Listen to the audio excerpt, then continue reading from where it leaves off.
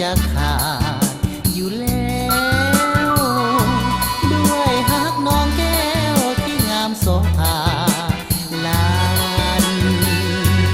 ดังหนึ่งนางฟ้าลงสู่ดินเหมือนว่าพระอินทร์นั้นลงมาปั้นให้อายนอนฝันเถิงน้อง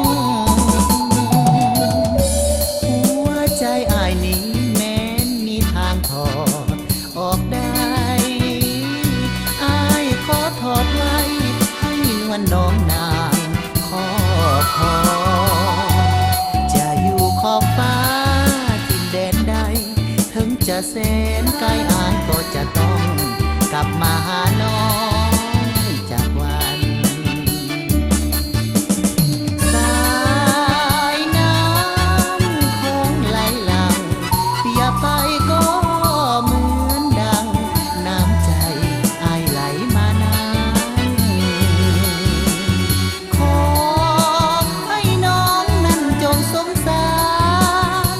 อย่าปล่อยอายเลยผ่านแดนสวรรค์แห่งนี้ไปไกล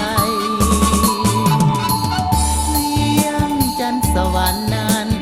ไกลกันสุดขอบฟ้าแต่อายจะมาคู่เคียงดวงใจต่อให้ดินน้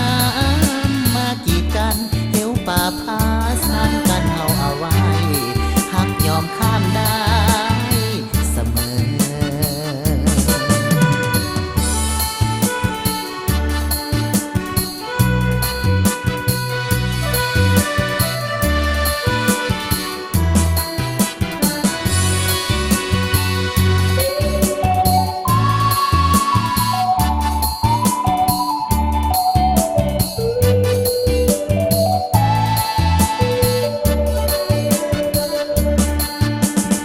สา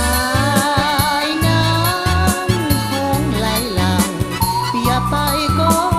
เหมือนดังน้ำใจอายไหลมานานขอให้น้องนั้นจงสงสารอย่าปล่อยอายเลยผ่านแดนสวรรค์แห่งนี้ไปไกลเวียงจันทร์สวรรค์นั้น